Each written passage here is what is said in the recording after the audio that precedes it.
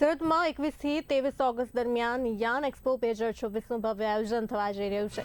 SGCCI અને GFRRC દ્વારા Sarsana convention hall ખાતે યોજાનાર આ એક્સપોની 8મી આવૃત્તિનું ઉદ્ઘાટન નાયબ મુખ્યમંત્રી હર્ષ સંઘવીના હસ્તે થશે।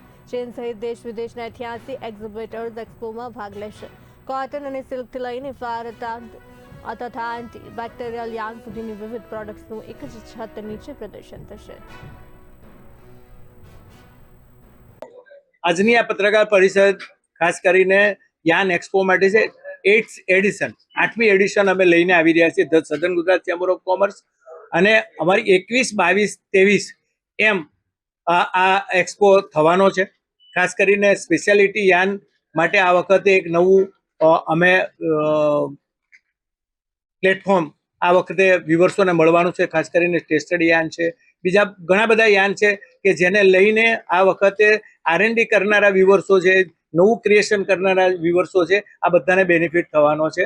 અને મોટી કહેવાય કે આ વખતની પ્રોપર્ટીઓ છે યાનની એ મોટી માત્રામાં આ વખતે ડિસ્પ્લે થવાની છે। અને આ વખતનો એક્સપો છે એ ખાસ કરીને દક્ષિણ ગુજરાતમાં one of the large expo થવા જઈ રહ્યો છે। એની અંદર આખા ભારતના જે ઉત્પાદકો છે યાનના એ પોતાની પ્રોપર્ટીઓ અહીંયા ડિસ્પ્લે કરવાના છે। એટલે હું એવું માનું છું કે આ એક્સપો છે વ્યુઅર્સો માટે એક લાવો છે, કારણ કે દક્ષિણ ગુજરાત છે એ મેનમેડ ફાઈબરનું હબ છે, પણ નવી પ્રોપર્ટી સાથે નવા યાન આ વખતે ડિસ્પ્લે થવાના છે। તો જે લોકો એક્સપોર્ટ કરવા માંગતા હોય છે, જે લોકો ગ્લોબલી બિઝનેસ કરવા માંગતા હોય છે, એના માટેનો આ એક્સપો બહુ કહેવાય કે આશીર્વાદરૂપ સાબિત થવાનો છે। હું એવું માની રહ્યો છું કે આ એક્સપોને લઈને ઘણી બધી નવી ક્વોલિટીઓ, નવી R&D, નવા યાન ને લઈને નવું કપડું પણ આ વખતે બનશે, જે તમે ક્યારે પણ આ એક્સપોની અંદર જોયું નથી। એવું આ વખતનું એક્સપો અમે લઈને આવ્યા છીએ।